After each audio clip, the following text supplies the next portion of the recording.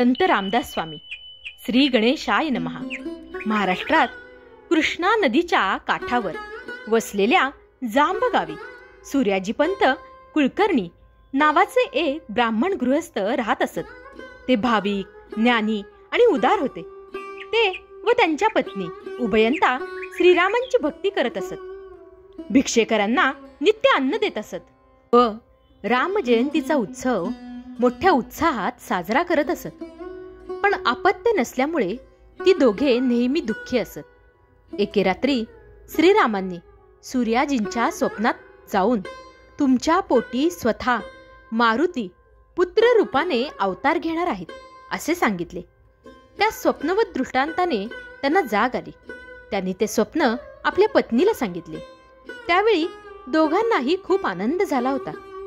त्यांनी प्रभूंना कृतज्ञतेने नमस्कार केला. कालांतराने त्यांना जे पुत्ररत्न झाले त्याचे मूळ नाव नारायण, पण रामसेवक हनुमंताचा अवतार म्हणून त्याचे रामदास असे नाव ठेवले. त्यांच्या वडिलांनी 5व्या वर्षी त्याची मुंज केली व त्यांना शिकवण्यासाठी वैदिक ब्राह्मणास नियुक्त केले.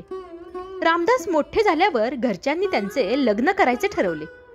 त्यांनी त्यांच्यासाठी अनुरूप वधू पाहिली आणि विवाहाचा मुहूर्तही निश्चित केला. त्या मंगल प्रसंगी विवाहपूर्व सर्व विधी व्यवस्थित पार पडले. त्यानंतर वर आणि वधू बोल्यावर उभे राहिले. ब्राह्मणांनी अंतरपाठ धरला आणि मंगल अष्टका म्हटली जाऊ लागली. तेव्हा सावधान हा शब्द ऐकून रामदासांना मोठं आश्चर्य वाटलं. त्यांनी पुरोहितांना विचारले, तुम्ही कोणाला सावधान म्हणत आहात? तेव्हा ते गमतीने म्हणाले, कोणाला म्हणजे तुम्हालाच, कारण आजपासून तुम्हाला संसार बंधन पडणार आहे. या दुःखरूप संसारात जराही सौख्य नाही, म्हणून आम्ही सर्व पुरोहित तुम्हाला सावध करत आहोत. ते ऐकून ते भीतीने थरथर कापू लागले. त्यांच्या मनात प्रपंचाबद्दल तीव्र वैराग्य उत्पन्न झाले आणि क्षणाचाही विलंब न लावता ते बोहल्यावरून अरण्यात पळून गेले. त्यावेळी त्यांचे आईवडीलही त्यांच्या मागोमाग धावले. त्यांना समजावण्याचा त्यांनी खूप प्रयत्न केला, पण व्यर्थ. ते आपल्या निश्चयाशी ठाम राहिले. तेव्हा त्यांच्या वडिलांना पूर्वीचा स्वप्नदृष्टांत आठवला. आपले पुत्र ब्रह्मचारी मारुतीचे अवतार असल्यामुळे संसारात पडणे शक्य नाही हे त्यांनी ओळखले. त्यांनी आपल्या पत्नीची समजूत घातली आणि घरी परतले. वधूकडील मंडळीही निराश होऊन आपल्या गावी गेली. अरण्यातील एकांतात रामदास स्वतःचीच विचार करत होते. कलियुगात तीर्थयात्रा, व्रतवैकल्ये, अनुष्ठाने यापेक्षा नामस्मरणाने भगवत प्राप्ती होते. शरीर कष्टवण्यापेक्षा सप्रेम भक्तीनेच रघुवीर लवकर प्रसन्न होतात असे त्यांनी ऐकले होते. म्हणून त्यांनी रामप्रभूंना शरण जाण्याचे ठरवले आणि त्यांच्या दर्शनाचा उत्कट इच्छेने अन्न पाणी वर्ज्य करून निर्धाराने राम नाम घेत बसले. तेव्हा त्यांची परीक्षा घेण्यासाठी मारुती अकराळ विक्राळ रूप घेऊन त्यांच्या सन्मुख प्रकट झाले. त्यांनी त्यांना भय दाखवले, पण ते जराही डगमगले नाहीत. तेव्हा त्यांनी निरागस निर्भयता व रामचरणांवरील दृढ निष्ठा पाहून प्रसन्न झालेल्या मारुतींनी त्यांना सौम्य रूपात दर्शन दिले आणि तुम्हाला श्रीरामांचे दर्शन होईल असा आशीर्वाद देऊन ते गुप्त झाले. त्यानंतर रामदास गावात जाऊन तळ हातावर मावेल एवढीच भिक्षा मागून त्यावर आपली उपजीविका करू लागले. बाकीचा वेळ ते अरण्यातील एकांतात रामचिंतन करण्यातच घालवत असत. त्यावेळी मन हेच उत्तम वक्ता व श्रोता आहे. मनासारखा ज्ञानदाता सद्गुरु नाही हे ओळखून त्यांनी मनाला बोध करणारे 205 श्लोक रचले. ते मनाचे श्लोक म्हणून प्रसिद्ध आहेत. पुढे आषाढीच्या यात्रेसाठी रामदास पंढरपुरात निघाले असता मार्गामध्ये मारुतींनी त्यांना तेथे तुम्हाला श्रीराम भेटतील असे सांगितले. त्यामुळे त्यांना अत्यानंद झाला. पंढरीस गेल्यावर तेथील वैष्णवांचे समूह आणि भगवत भक्तीने भारलेले वातावरण पाहून त्यांना खूप बरे वाटले. गरुड आणि हनुमंतांना वंदन करून ते देवदर्शनासाठी पुढे गेले तर तेथे समचरणात उभी असलेली पांडुरंगाची मूर्ती पाहून त्यांचं मन दर्शन घेण्यास तयार होईना. ते म्हणाले, पंढरीनाथा, मी ज्याचे नित्य ध्यान करतो, त्याची मनोभावी मानसपूजा करतो, ते हे रूप नाही. तुमचे धनुष्यबाण काय केलेत? शरयूचा व अयोध्येचा त्याग करून भीमेच्या काठी पंढरीस राहावे असे तुम्हाला का वाटले?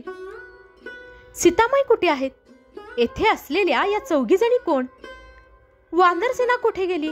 हे हनुमंत सैन्यातून फुटून येथे आले की काय? कोणत्या भक्ताने मोहिनी घातली म्हणून तुम्ही येथे कमरेवर हात ठेवून स्वस्थ उभे आहात? तुम्ही बोलत का नाही? आता मी काय करू? कोणाला वंदन करू? कोणाला आलिंगन देऊ? तुमच्या दर्शना वाचून मी केविलवाणा झालो आहे आणि काही केल्या माझे समाधानच होत नाही. तरी कृपा करून मला श्रीरामांच्या रूपात दर्शन द्या. आपले मनोगत व्यक्त करताना रामदासांचा कंठ सद्गदित झाला होता आणि डोळ्यातून अश्रू वाहत होते. त्यावेळी त्यांची प्रभू श्रीरामचंद्रांवरची प्रेमभक्ती पाहून पांडुरंगांनी रुक्मिणींना सीतामाईचे रूप घ्यायला सांगितले व स्वतः कोदंडधारी रामाचे दिव्य रूप धारण करून त्यांना दर्शन दिले. त्या दर्शनाने त्यांना परमानंद झाला. श्रीरामांना आलिंगन देऊन त्यांनी त्यांच्या चरणावर सद्भावाने मस्तक ठेवले. तेव्हा त्यांच्या मस्तकी आपला वरदहस्त ठेवून ते म्हणाले, मी तुमच्यासाठी हे रूप धारण केले आहे. आता हेच रूप ध्यानात घ्या आणि कीर्तनातून रामकृष्णांचे ऐक्य लोकांना समजावून सांगा. भक्ती मार्गाचा उपदेश करून शिष्य व संप्रदाय वाढवा. त्यानंतर पांडुरंगांनी पुन्हा पूर्वरूप घेतले. रामदासांना संशय फिटला होता. पांडुरंगाच्या मूर्तीस आलिंगन देऊन त्यांनी अत्यंत प्रेमाने तेथेच हरिकीर्तन केले. पाळकाला झाल्यावर ते परत निघाले. वाटेमध्ये जेजुरी लागली. त्यावेळी खंडोबांनी हे एकनिष्ठ रामभक्त पांडुरंगाचे दर्शन घेण्यास तयार नव्हते. तेथे माझे दर्शन काय घेणार म्हणून त्यांना मनुष्य रूपातच भेटावे असा विचार करून शिवरायांचे रूप घेतले आणि घोड्यावर बसून त्यांच्या भेटीस निघाले. रामदासांच्या जवळच जाताच ते खाली उतरले. त्यांनी त्यांना आलिंगन दिले आणि वंदन करून म्हणाले, जे श्रीरामांचे भजन करतात ते सज्जन मला आवडतात. मी येथेच गडावर राहतो. बऱ्याच दिवसापासून तुमच्या भेटीची इच्छा होती, ती आज पूर्ण झाली. तरी यापुढेही पंढरपूरला जाताना मला दर्शन द्यावे. यावर ते काही बोलणार तोच शिवाजींच्या रूपातील खंडोबा अदृश्य झाले. या घटनेचे रामदासांना मोठे नवल वाटले. त्यांनी सूक्ष्म दृष्टीने पाहिले आणि ते म्हाळसापती होते हे ओळखले. मग त्यांनी गडावर जाऊन त्यांचे दर्शन घेतले.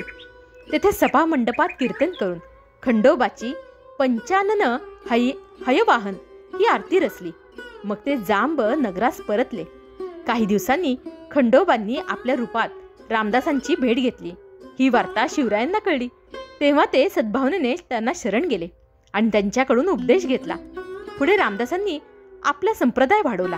प्रेमळ भक्तांना ईश्वरनिष्ठ केले आणि स्वानुभवावर आधारित व अध्यात्म ज्ञानाचे भांडार असा दासबोध हा ग्रंथ लिहिला.